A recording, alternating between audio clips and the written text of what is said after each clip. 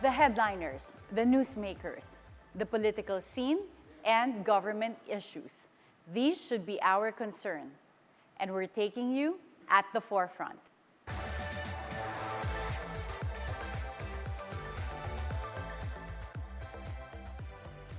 Good morning. I'm Attorney Karen Jimeno. Join me at the forefront as we zero in and discuss the details of some of the most pressing national issues that our country faces. Majority of Metro Manila was once again submerged in floodwaters last week as Super Typhoon Karina and the southwest monsoon brought over 400 millimeters of rain, exceeding that of Typhoon Ondoy in 2009. As a result, the country's capital was subsequently placed under a state of calamity. Criticisms focused on the supposedly major flood control projects that President Ferdinand Marcos Jr. proudly stated in his recent State of the Nation address. Are the flood control projects the real antidote to the perennial flood problem, not only in Metro Manila, but also in other key cities of the country? We're very fortunate to have with us this morning the most qualified expert who can enlighten us on a possibly long-term and sustainable solution for this nagging national problem. Dr. Alfredo Mahar Lagmay is Executive Director of the UP Resilience Institute and Director of the UP Nationwide Operational Assessment Hazard Center, or Project NOAA. Welcome, Dr. Mahar. Good morning, Karen. Good morning, and thank you for being with us today. Of Thank course, you for last inviting. week, yeah. So of course, last week we were all experiencing the flooding in Metro Manila. Can you tell us what are the scientific reasons for this flooding? Well, it's very simple. There was a lot of rain. We had a typhoon passing north of Luzon, and during this time of year, July, August, September, October, that's the time of the monsoon rains, the habagat season, as we know it in the vernacular. The habagat rains were enhanced because of the typhoon, as we know already from past habagat experiences and habagat floods. What happened during that time was that habagat was enhanced. It was on steroids, and it delivered a lot of rains in Metro Manila as well as many areas west of Luzon. The rains were, as you said, were very high, and that's, I believe, is the primary reason why there were floods.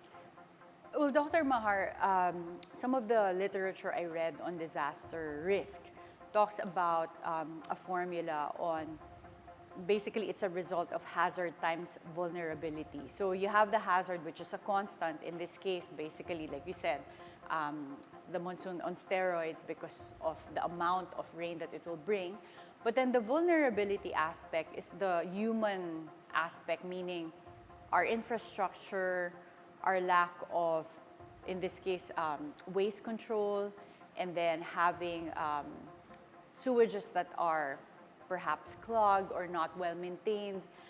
How are those factors affecting, in this case, the flooding in Metro Manila?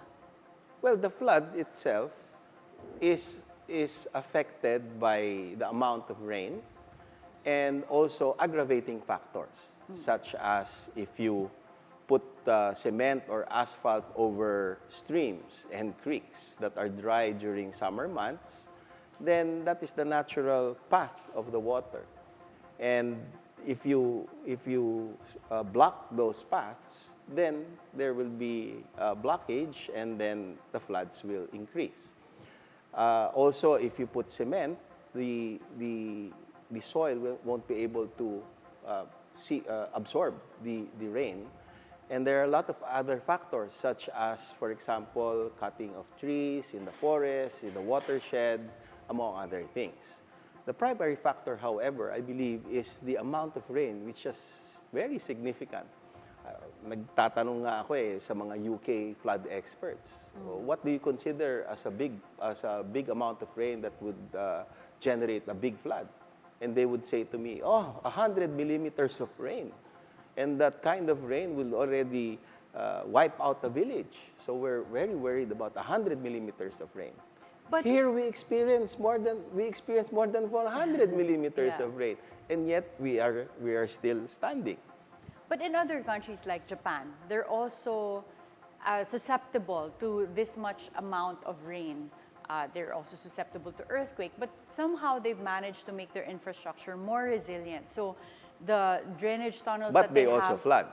yes, Flooding also happens so there. would you say that we should adjust or adjust our infrastructure, our flood mitigation plans, or should we have this fatalist attitude where we just accept, well, it's climate change, the rain is going to be more severe, therefore we should just expect flooding?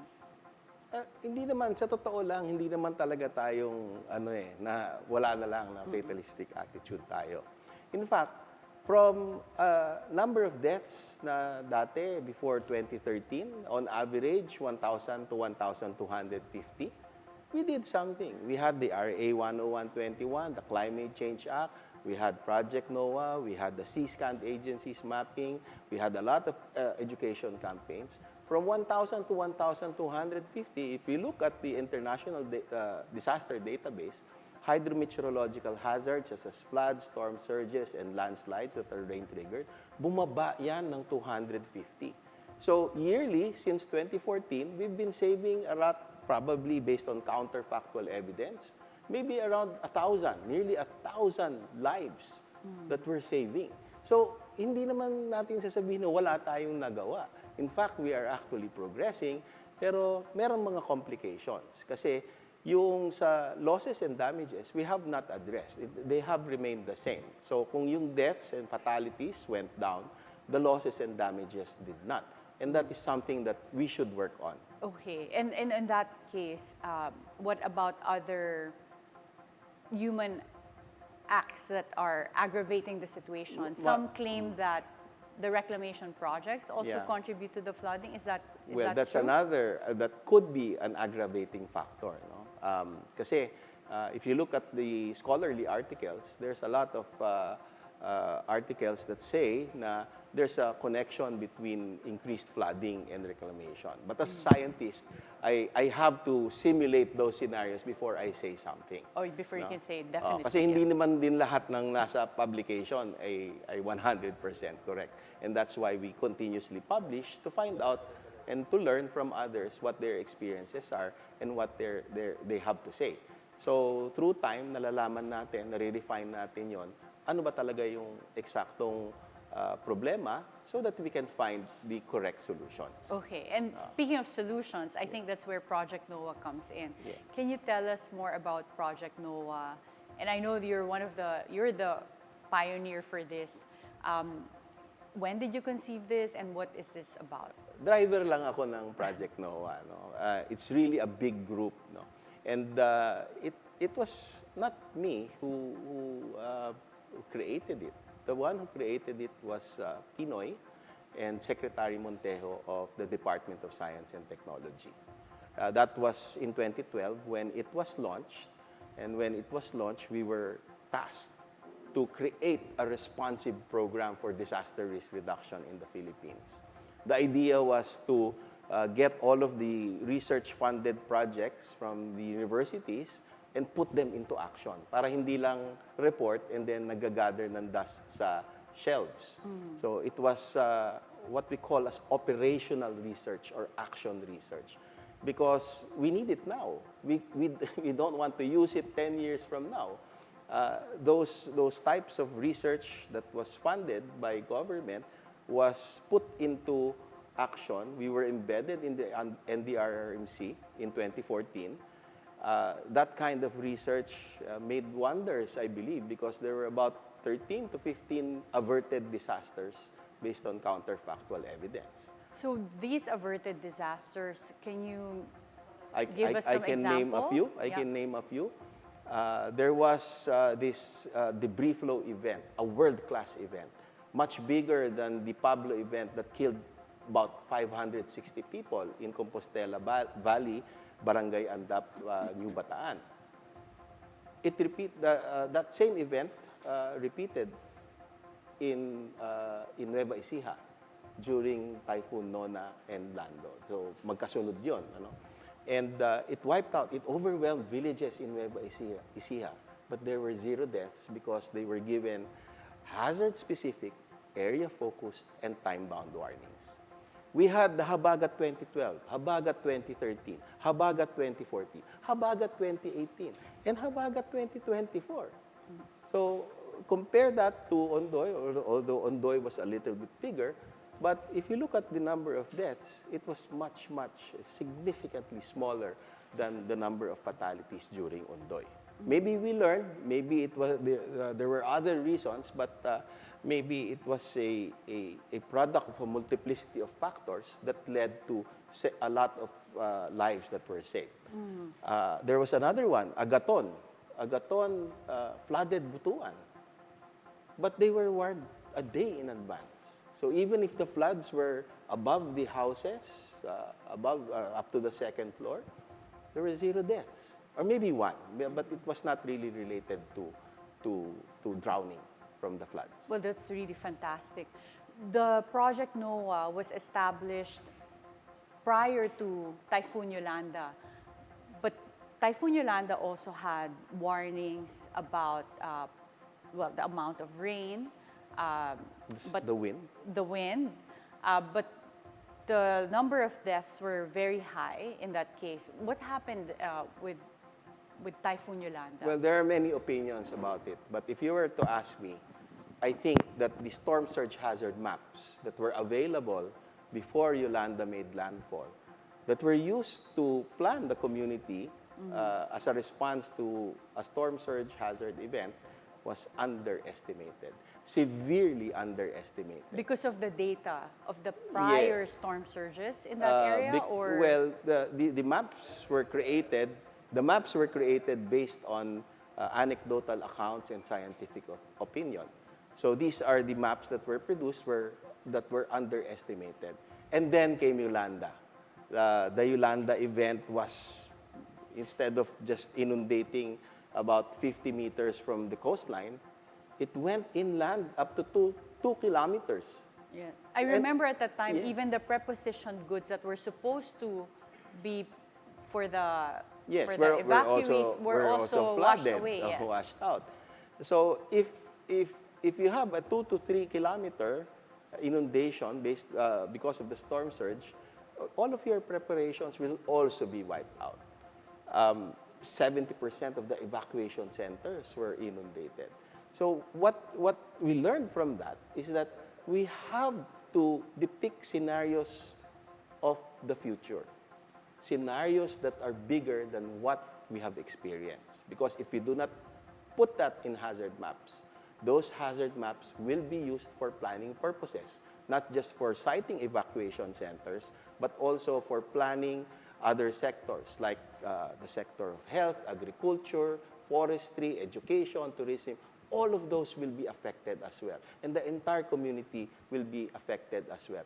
And that is what Project NOAA is trying to emphasize. We need to anticipate the bigger events in the future. And most of these events, I believe, according to climate scientists, are because of climate change. And climate scientists are saying that the events in the future, our typhoons in the future, will be stronger and more frequent.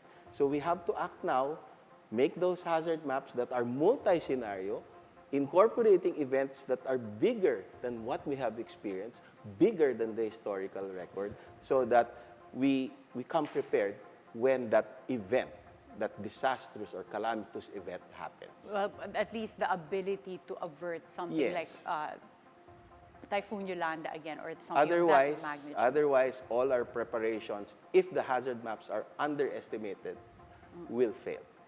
Dr. Mahar, I understand that currently Project NOAA does not have government funding anymore. If you were given the opportunity to pitch this to current President Ferdinand Marcos Jr., what would you say? And before you answer that question, we'll have to go on a short break. At the forefront, we'll be right back.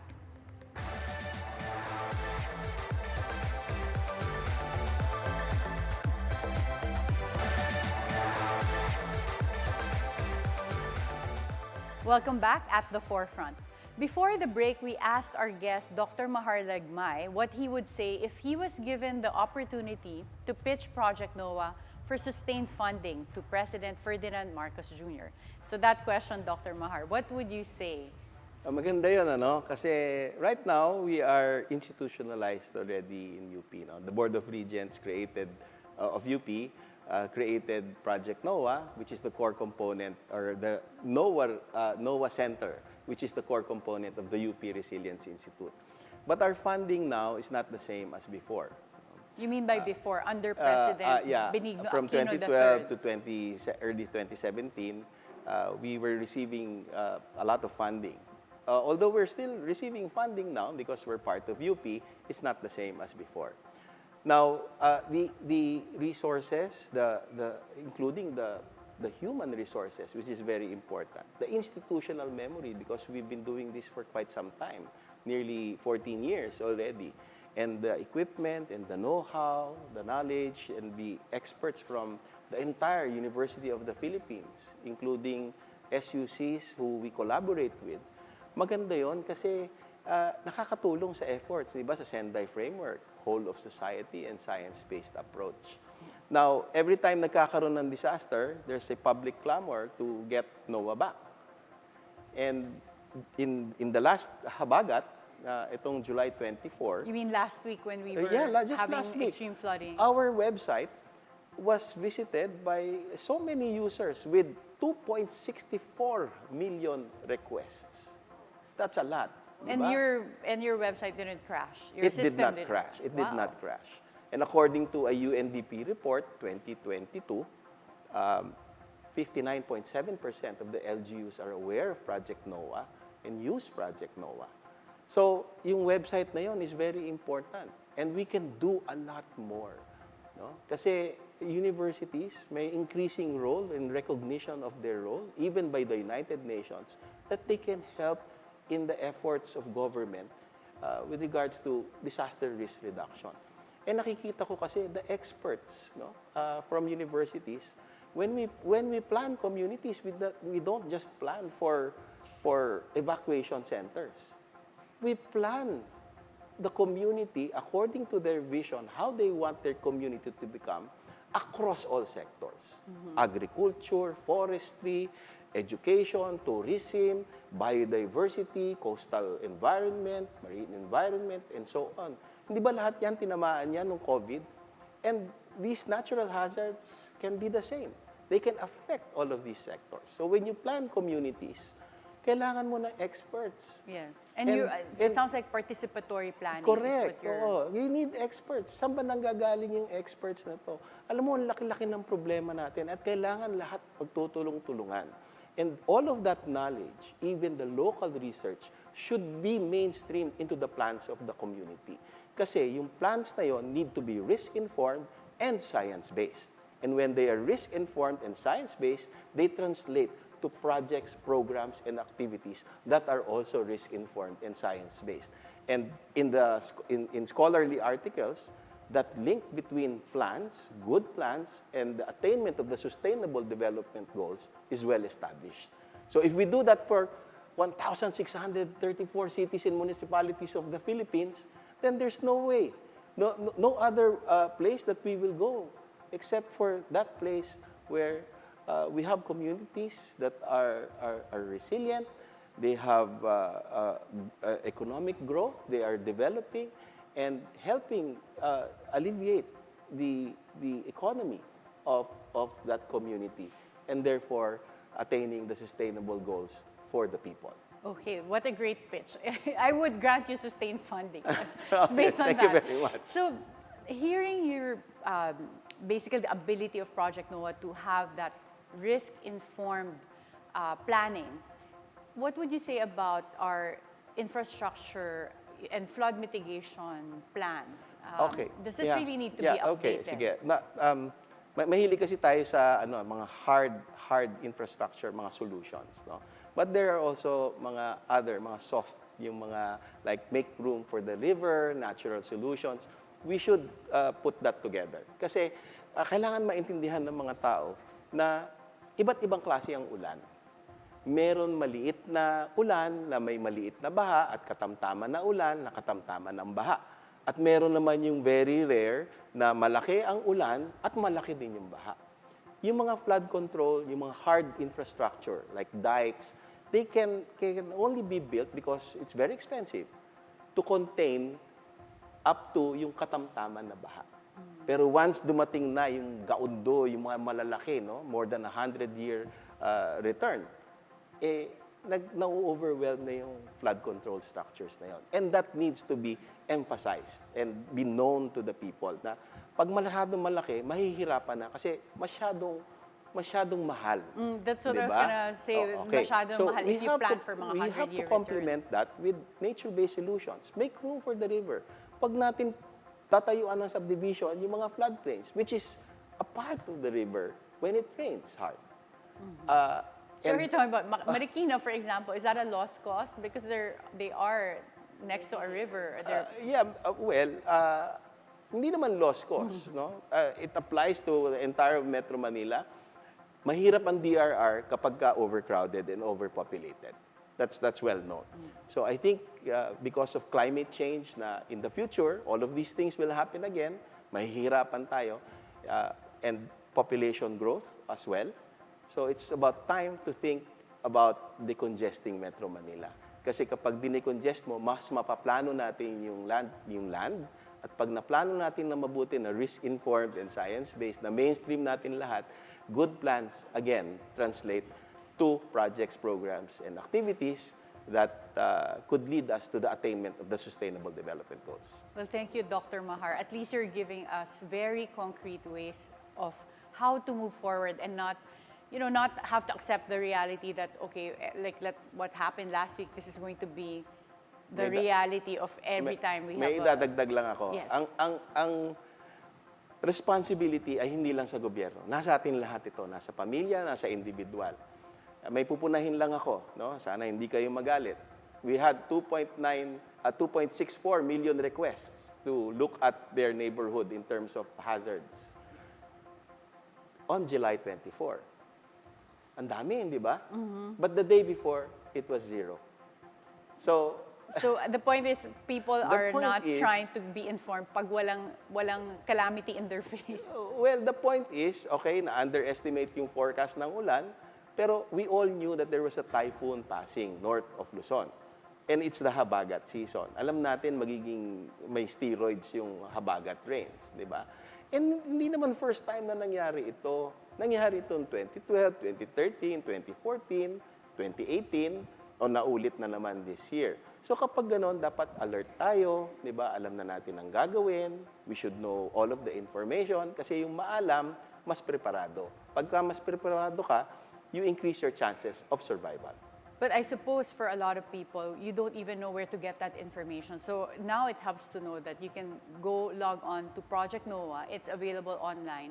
And then you can get information as to how to prepare because you'll have an idea what to expect. That is correct. So, maaring nagkulang din ang gobyerno, maaring nagkulang din kami, no?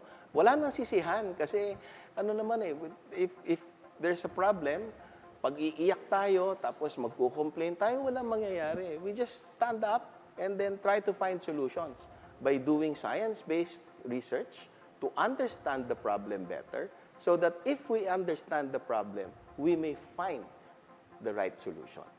Okay, very well said. And thank you so much, Dr. Mahar Lagmay. Thank you. And when we return at the forefront, we will be joined by your protégé. So thank you so much for your time Thank you today. very much. Okay. Salamat.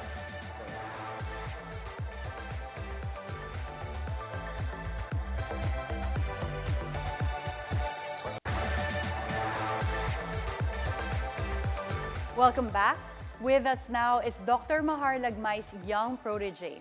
She's a junior managing researcher at the UP Resilience Institute NOAA Center. Welcome to At the Forefront, Feye. Atty. Karen. So we have Ms. Feye Andal. Thank you so much. So you're very young, but you have been with Project NOAA for how long? Since 2014 po. Since 2014? Yes. My gosh, so that's already 10 years. Yes, almost 10 years. Okay. Can you tell us like your experience in terms of how you ended up working in Project NOAA and what you've been doing there so far in terms of any innovations that we should know about? Yes. So I joined NOAA, Project NOAA in 2014, 2 years after I graduated from my underdegree in UP Diliman. So I was a BS Geography graduate po. And NOAA was very prominent during our undergraduate years since very booming topic on disaster risk reduction and management.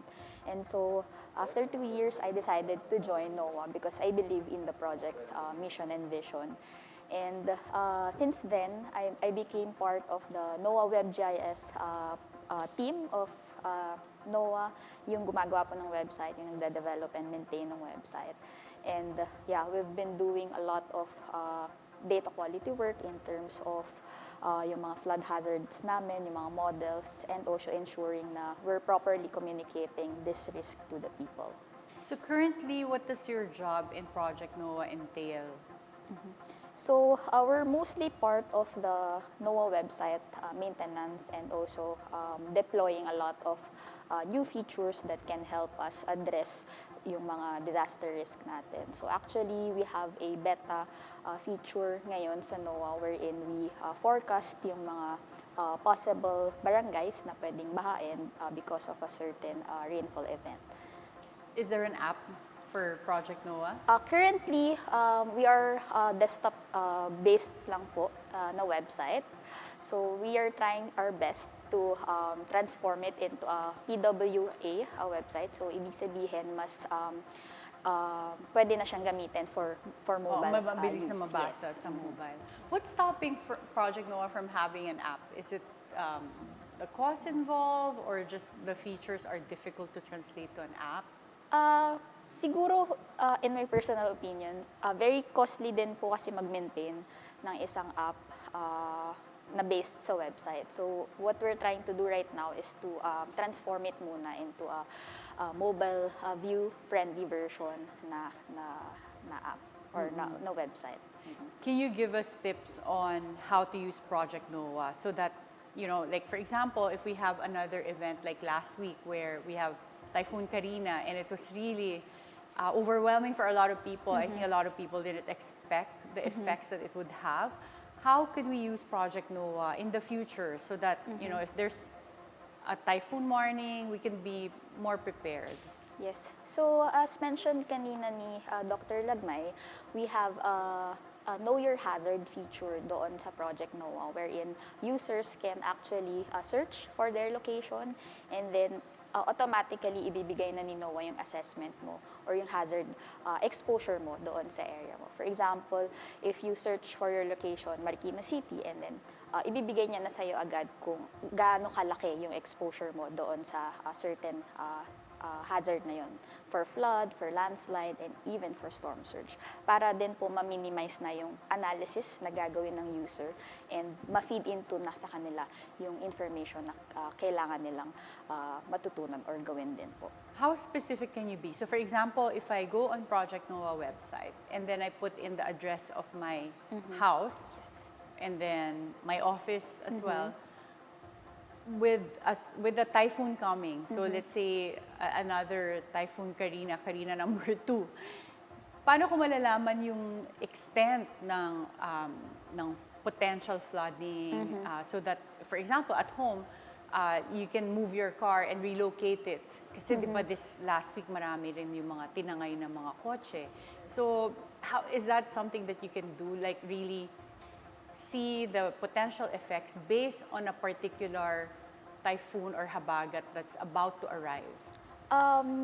Currently, what we have is probabilistic hazard maps. So, ibig sabihin, model siya based on the different scenario, yung mga nabanggit ni Sir Mahar kanina na 5-year, 25-year, and 100-year.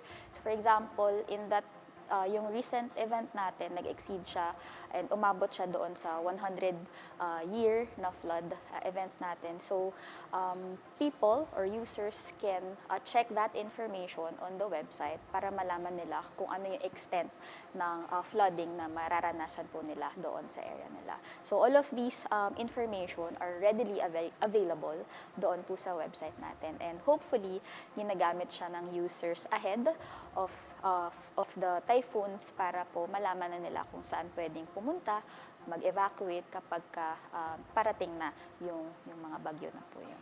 How would you complement the information that you can get from Project NOAA with other information? So for example, like you said, if there's a warning that there's a monsoon coming, as a normal person, you don't even know how strong is this monsoon at how long, how many days will it rain. So can you give us tips on finding other information and where can we find reliable information to complement what we can find in Project NOAA? Yes. Good question po kasi maganda na na-emphasize natin na maraming sources of information na available to the public. Although may mga certain limitation din kasi hindi lahat ng information na ibinibigay sa atin is very understandable kaagad. So, kailangan medyo mas maganda yung pagko-communicate natin ng mga science doon sa mga sources natin na yun. But to complement yung mga information from Pag-asa, syempre, nagbibigay po sila ng mga rainfall warning. So, essential din siya para ma-complement yung data na meron po tayo sa NOAA. And we also support yung Weather Manila rainfall forecast since mataas din po yung accuracy na binibigay ng mga forecast for rainfall dito sa source na to. Okay, thank you, Feye. When you started with Project NOAA, this was when it was still a flagship project under former President Benigno Aquino III. Can you share with us your experience as to just witnessing the changes when it was no longer a flagship project under different administrations? What was your experience like? When it was part of the DOST pa, naging part din po kami ng NDRRMC na pre-disaster risk assessment. So, kapag may bagyo, ganyan, 24 hours nagmamonitor kami sa office ng bagyo and then yung possible na provinces, municipalities na pwedeng tamaan or mabigyan ng information related to the possible effects. Pero right now po kasi hindi na kami part nung sa role na meron doon sa NDRRMC. So, medyo limited yung galaw po namin in terms of informing yung mga affected or possibly affected communities na sana maganda na meron po kaming magawa doon sa part na po na yun. But that doesn't seem like a very reasonable setup where you already have Project NOAA that's operating and you have NDRRMC, which also includes the local, the regional disaster response units, and then of course the local government units that would need a source of information. So can the local government units just reach out to Project NOAA and unilaterally ask for information? Or what would it take for Project NOAA to again be incorporated in NDRRMC? Well, marami na rin po kaming naka-work na mga LGU or local government units in terms of helping them craft their local plans, yung mga LDRM plan, ganyan. So, actually, initiative na rin po ng LGUs na iba na po, lumapit sa amin and then mag-seek ng help. And then, in terms of NDRRMC or OCD, I think we could complement each other right now, especially na meron na pong MOA na nabuo between University of the Philippines and also OCD. So now it's through OCD, which Yes, I think is OCD. still Yes. going to be essential when you're talking about NDRRMC. With respect to funding, so were there any changes in your experience working for Project NOAA when funding was no longer part of the government's regular funding? I think meron pa rin naman pong differences in terms of funding. But now we are backed by the university's resources, and continue pa din po yung pagsisik namin ng external funding from international organizations or private companies din po, so that we can work together to promote disaster resilience. What potential improvements do you still see for Project NOAA that can be implemented?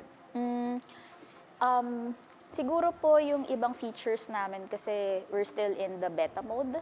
So we are hoping na ma-fully What does launch. beta mode Ah, mean? sorry.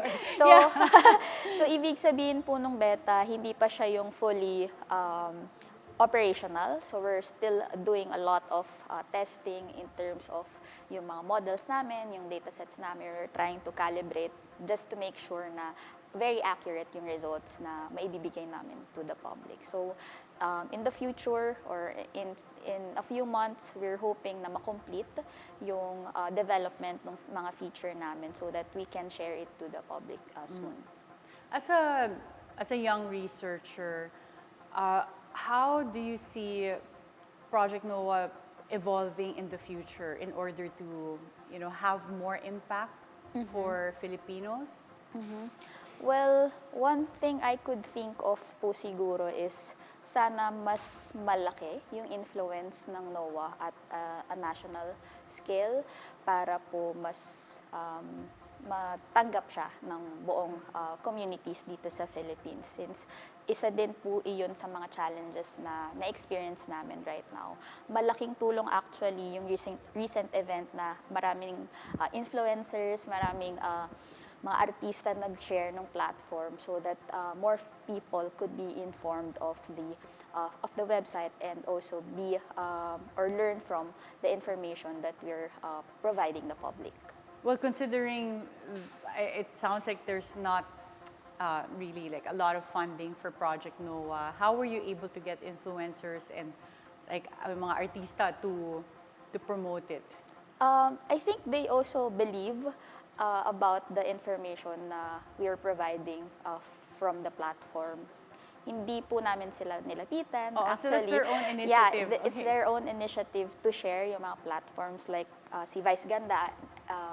We saw na she shared yung mga Facebook post about NOAA. So it's a really great help for us para mas ma-propagate yung information from the NOAA website. Okay. Let's talk about more of your personal experiences working with Project NOAA. So you mentioned earlier that you were at that time when it was a flagship project under President Aquino III. And there was a transition where it was no longer receiving like regular funding. And at that time, did it impact like the salaries of you and your colleagues? Actually, working in the government, kasama na po yung delayed talaga sa funding. Siguro may mga administrative processes na hindi talaga maiiwasan, kaya may mga delays pagdating sa resources. Although, yun nga po, we were hoping na later on mas sustained yung funding natin from the government, para din po maiwasan natin na pati yung manpower resources natin is mabawasan pa po. But when you say delay, how long is the delay in terms of getting your salaries? Siguro po 2 months yung pinaka maaga, mabilis na. 2 months delay, maaga na yun? Okay. Opo, 2 months na delay. Especially pagka bagong projects pa lang kayo matatag as a researcher, ganyan. So may mga ganun pong challenges na na-encounter po talaga. What was the longest delay you've experienced? 6 months. 6 months? Oh my gosh, half a year. So when you had that type of delay in receiving your salary, what made you stay on at Project NOAA? Siguro po, I still believe yung mission nung mismong project, despite na meron kaming mga ganong administrative and funding challenges. Pero I can see directly yung impact nung ginagawa po namin sa NOAA in terms of yung impact sa communities, ganyan, na nakikita namin, nakakatulong kami to save lives doon po sa mga affected parts. Well, I hope we have more young people like you, like very idealistic, but also really, doing something to help the country. What type of other hazards does Project NOAA address? So we know that it can address flooding and landslides. Can it also give information for earthquakes, and storm surges, tsunami, liquefaction? What other hazards can it address? Right now, we have hazards for flood, for landslide, for storm surges, and currently we're also working on seismic data, which is yung mga earthquakes po natin. So what we're trying to do in partnership with other local government units is to detect yung mga earthquake or ground motion na experience ng isang particular building, and then provide information kung ano yung pwede po nilang gawin. For example, physically inspect yung building na nakaranas ng ganitong level of intensity of earthquake doon sa building na po na yun or sa floor na yun. Okay. There's a hazard hunter that the current Secretary, Rene Solidum of the Department of Science and Technology, that he was also able to initiate Hazard Hunter PH. I've tried using it, and you can see all different types of hazards as well, like including earthquake risks. And liquefaction. How does this fit in with NOAA? Is there a plan in the future to somehow integrate with existing platforms like Hazard Hunter? Actually po, if I'm not mistaken, sa Hazard Hunter, meron ding information that come from NOAA na rin. So it's already integrated? Yes, it's integrated. Especially after nung nag-transition po kami sa UP. So all information related to hazards like floods, landslides, and storm surges were transferred or integrated doon na po sa bagong platform ni Hazard Hunter. Okay. As a young person, what do you think is the level of awareness of our young people when it comes to hazards? Is it, would you say, is it more, or is there a need to increase this awareness? Based po doon sa recent event, I think may information or meron ng knowledge yung mga tao in terms of ano yung pwedeng gawin or saan ka pwedeng lumikas. Pero I think it's a continuous process na kailangan gawin ng whole of society.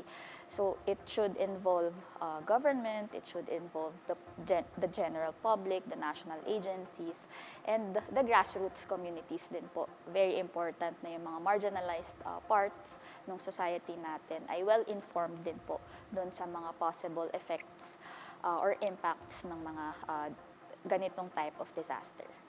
Project NOAA is available online, Yes. but a lot of people that are exposed to the hazards or more vulnerable to them are those that live, for example, in informal settlements, or those that don't have access to internet. So how can we bring that information, that level of information, to those vulnerable people that won't have access to, desktops or online? Yeah. Currently nga po, pinag-aaralan namin kung paano magiging offline mode si NOAA website, because we also recognize nga na merong mga challenges in terms of yung mga reception kapag or nawalan ng signal, 'di ba, kapag may mga bagyo.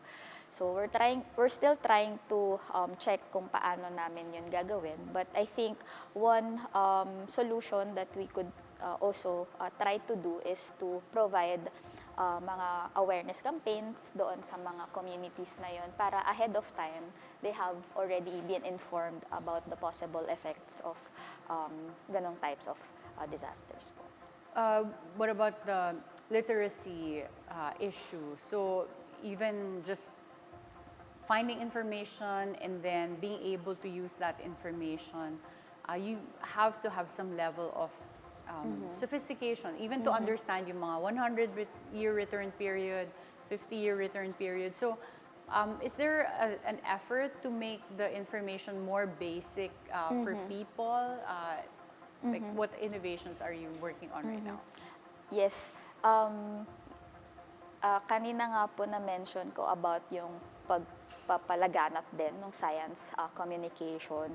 Actually, nung 2012, iba pa yung version ng NOAA, hindi pa yung katulad ng nakikita natin ngayon. So there were efforts in 2020 to revamp the website para mas maging friendly siya, mas maintindihan siya ng mga tao, especially yung mga non-technical people natin na gumagamit ng website. So we worked with a lot of individuals para po mahingan sila ng feedback about kung paano natin ma-improve yung pagko-communicate natin ng risk or ng disaster na integrated sa platform. So, in 2020, we revamped the NOAA website. Kaya meron ng feature ngayon na Know Your Hazards para automatically it can tell you what level of exposure you can experience doon po sa neighborhood ngayon. What about the different dialects? Is there any effort to make it Tagalog, Ilonggo, like there were conversations din po with Doc Mahar before na to make it more inclusive din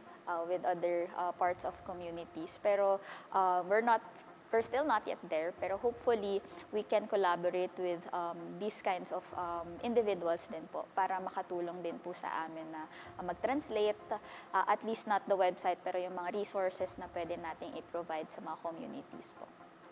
Do you see any other platforms internationally that you would say is part of the best practices or something that we should aim for? I think yung pinaka on top of my head, windy.com is also a nice platform that show us yung path ng mga bagyo or yung mga wind movement natin na makikita from a satellite point of view.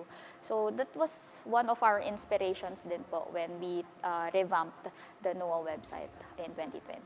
Windy is based in the US? Or I'm not what sure if country? it's in the US po, pero yeah, it's an international website that covers a lot of areas. I think buong mundo naman po yung ano.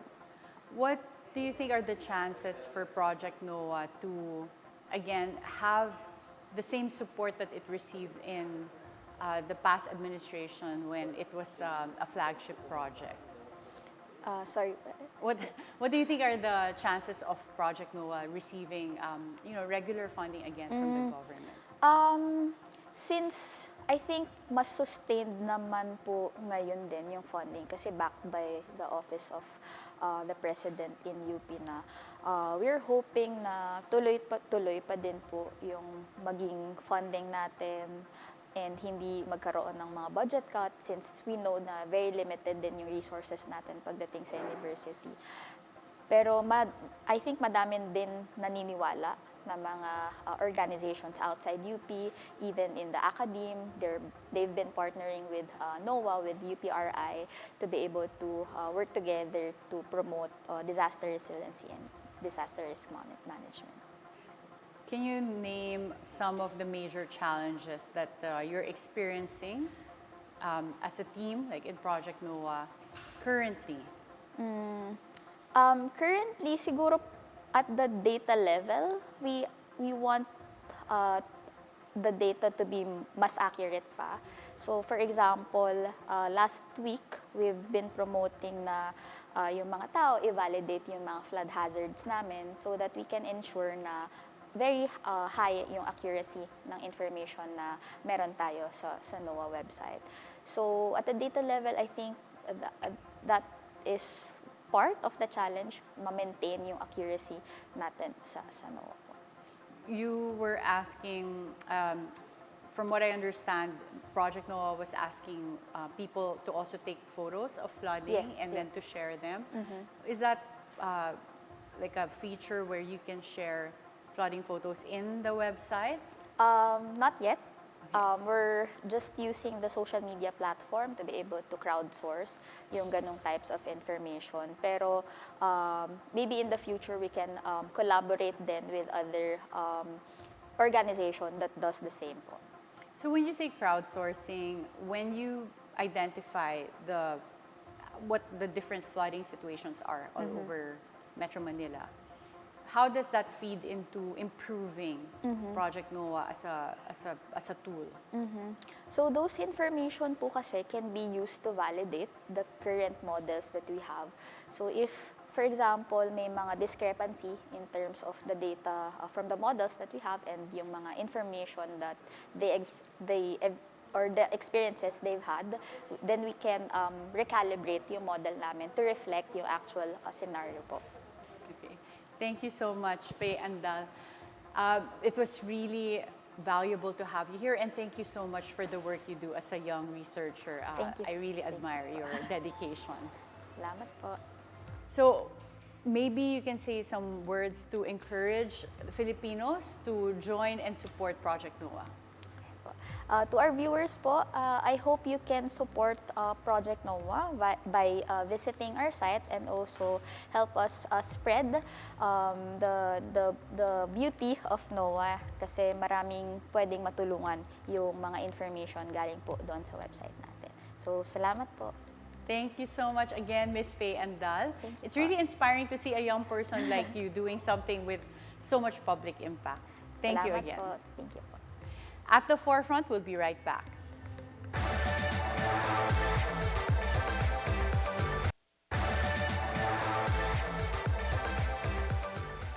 Metro Manila's growing population and the effects of climate change have been attributed as the main reasons for the flood problem in the nation's capital.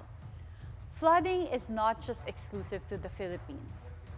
Other countries and cities have their own fair share of flood woes in recent years. Even the desert city of Dubai got submerged in floods not too long ago. Infrastructures like flood control projects may provide the stopgap measure, but a more sustainable solution should focus on urban planning and decongestion of Metro Manila. Be timely informed, be insightful of the news. Always stay at the forefront. See you tomorrow, same time, for another dose of our news analysis. This is Attorney Karen Jimeno. Have a productive day ahead.